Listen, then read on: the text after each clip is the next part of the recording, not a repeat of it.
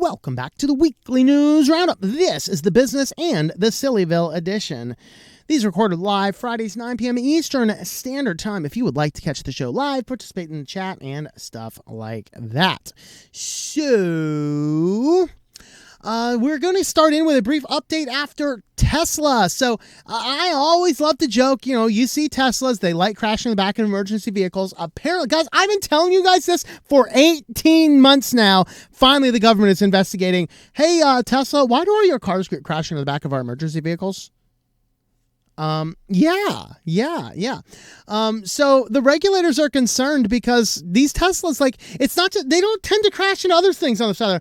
Just emergency vehicles and so literally anything with those diagonal yellow black lines, they seem to target for it. There seems to be something in Tesla's computer systems that target and accelerate towards slanted black and yellow lines.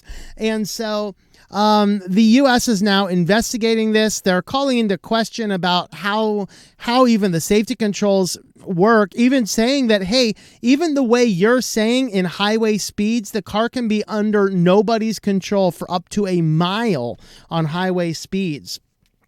And so, it's good news for us who are a little bit concerned about these cars. And I gotta be honest with you, I'm a little more cautious when I see Teslas. I don't know what those things are going to do.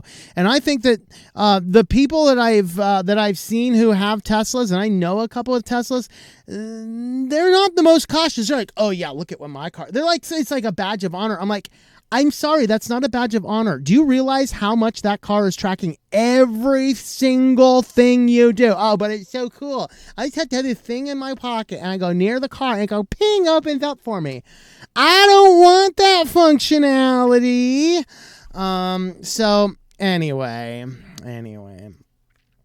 T-Mobile apparently lied to the government to get the Sprint merger to happen.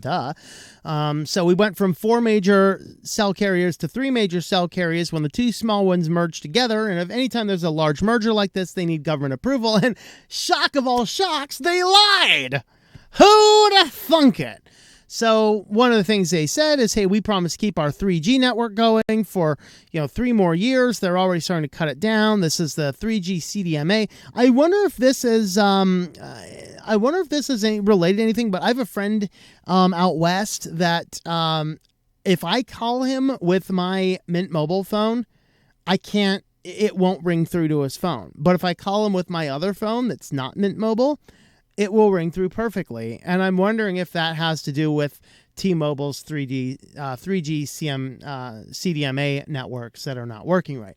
So anyway, they're investigating this and trying to figure out what's going on. Did they contradict sworn statements? And then the Commissioner Administrative Law Judge's ruling summarized T-Mobile's false and misleading statements as follows. Specifically, 1, T-Mobile previously represented that it would not need PCS spectrum for 5G build-out and that 800 megahertz spectrum would be used for CDMA service, and Boost customers now indicates a significant need for PCS spectrum for both CDMA service and its 5G build-out. 2, T-Mobile generally stated that MVNO agreement with Dish would have no adverse impact on T-Mobile's existing 5G network, but now claims that maintaining the CDMA network would delay the 5G build-out. And 3, T-Mobile previously stated that the service would be maintained for Boost customers until migration was completed during the migration time, 20 to 23, but now contends it cannot delay its planned shutdown beyond January 1st, 2022, which could impair service customers who have not yet migrated.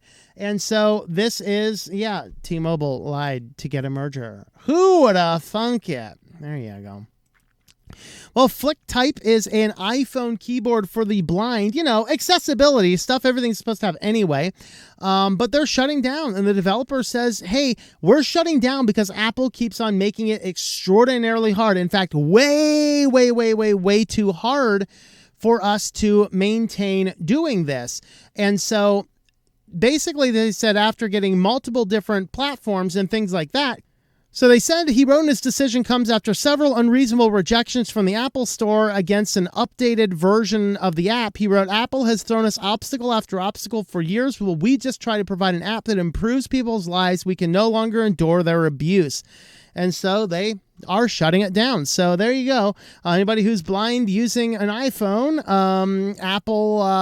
Apple's messing with your devices to make it easy, because that's what Apple does in their antitrustiness.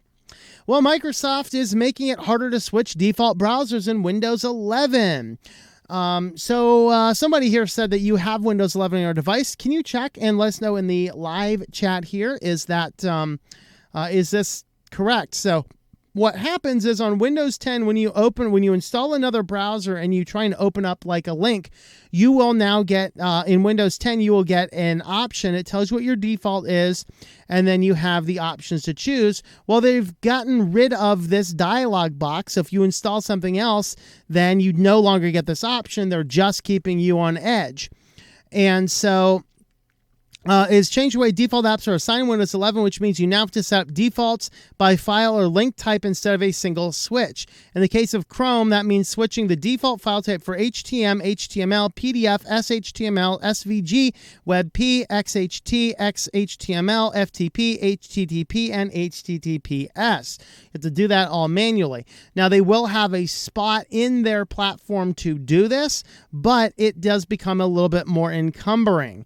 So here's a little better, closer look at this. Let's see. Is there actually a video on this, or is it just going to be like a tweet, rockin' Twitter, tweet? So here you go. And then apparently it also does not look like you have that. Okay, so here he's going in and changing the default apps. He has to do it all manually for everything here. So that's kind of what he is alleging. So hopefully this is just something that is just in the developer's preview that's just not in there yet. But yeah, I don't imagine that they're going to try and make it easier. Well, speaking of Microsoft, they are now raising their prices for Microsoft 365. Remember, that's the online Windows, and for Office 365 for Enterprise. No price changes have yet been announced for the consumer brand, but now that they're getting more and more people to buy the annual subscriptions rather than fork out the money just one time for the Office suite, rather than using LibreOffice or OnlyOffice or OpenOffice or any one of the dozens of free ones that will do the same job. Now that they're getting more and more people onto the subscription plan, it's time to jack up the prices. Yay! So these are all enterprise for now. They said they're not yet targeting the change to consumer yet, but Microsoft 365 Business Basic goes from 5 to 6 per user. That's a service that's not even fully out yet.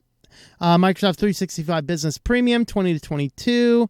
Office 365 E1 from 8 to 10. Office 365 E3 from 20 to 23. Office 365 E5 from 35 to 38.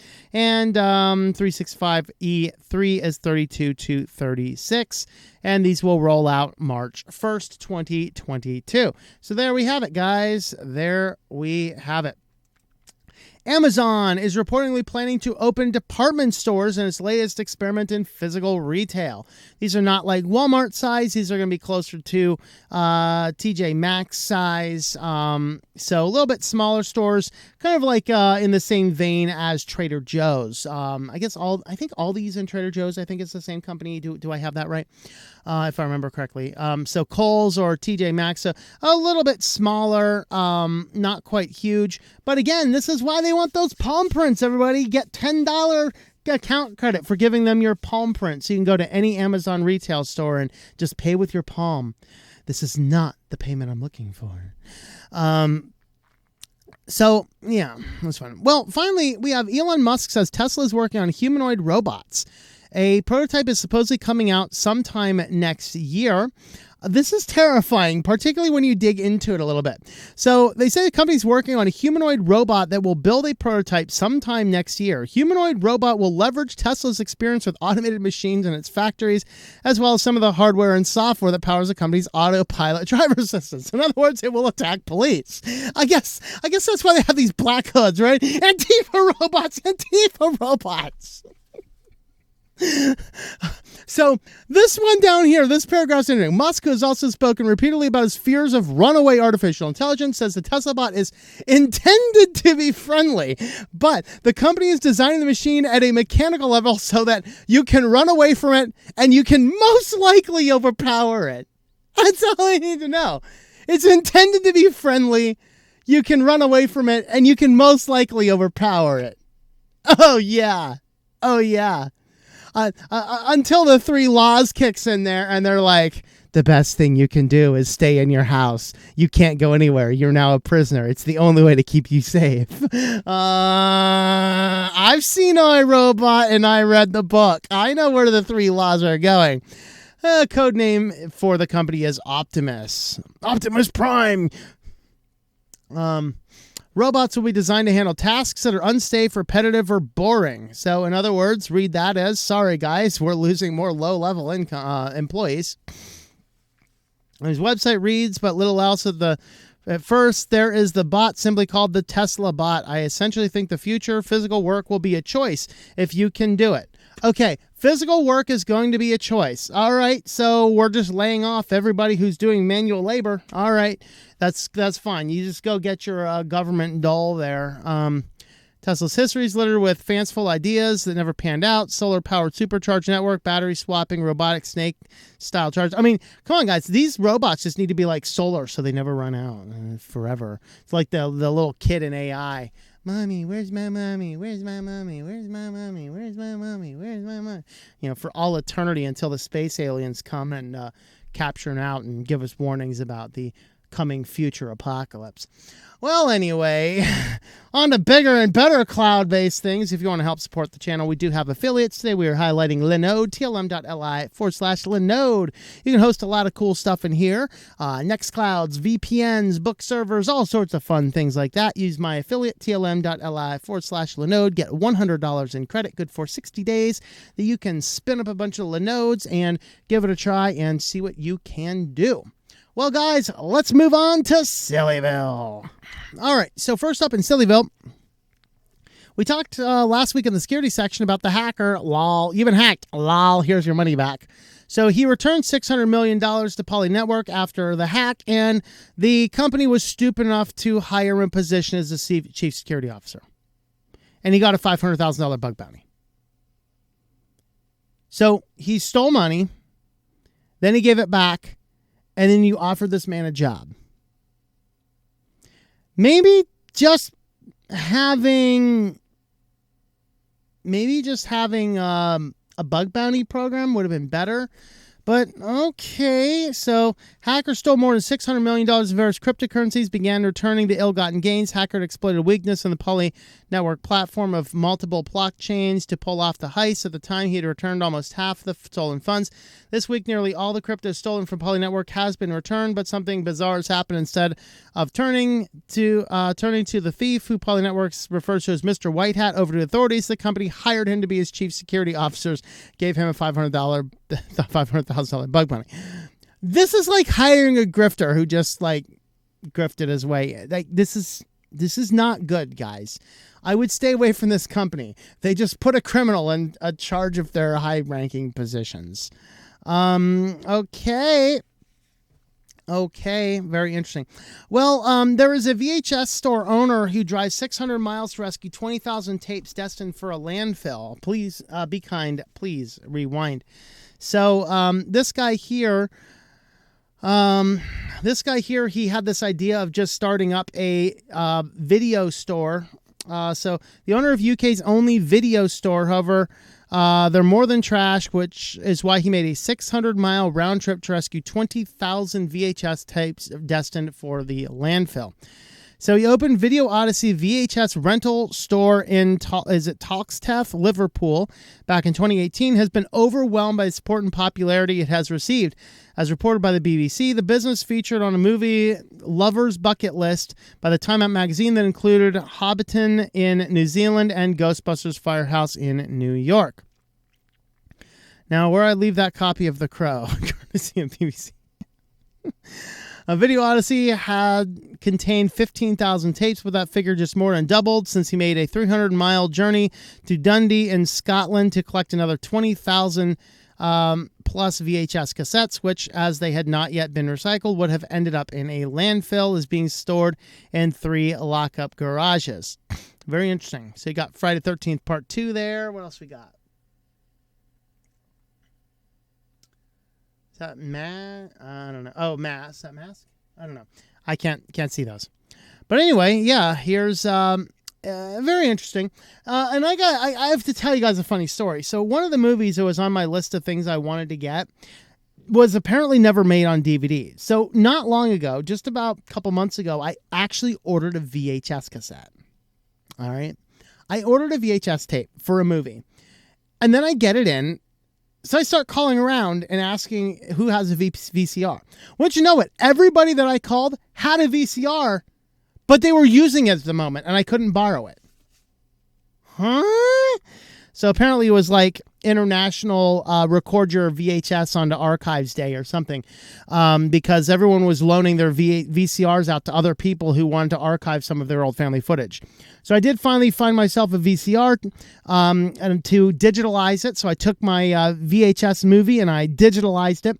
And of course, with the old VCRs, we don't want to fast forward, rewind too much and stuff. So I sat there and played the previews and watched a preview for a movie. I'm like, that looks like a good movie. So I bought it on DVD, of course. So, you know, VHS is still around. I'm just not sure I'd really do that. In fact, I went in there and I got it. I just shipped it to my post office box.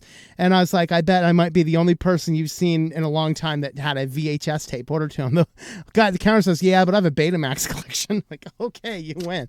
But are you mailing them to yourself? So, yeah, VHS, guys, it still exists. Well, if you want to help support the channel, we do have Subscribestar, subscribestar.com/SwitchedToLinux. Good way to help support the channel. Well, guys, thanks for watching, and we will see you in the next video. Thank you for watching this video from SwitchedToLinux. This channel would not be possible without the backing of the program supporters scrolling on the screen now. You can be a supporter at Patreon at patreon.com/TOMM. or at thinklifemedia.com. I also want to thank the open source community who creates such excellent software that makes producing this show possible. Please remember to support your software communities. Thank you, and I hope that you enjoy switching to Linux.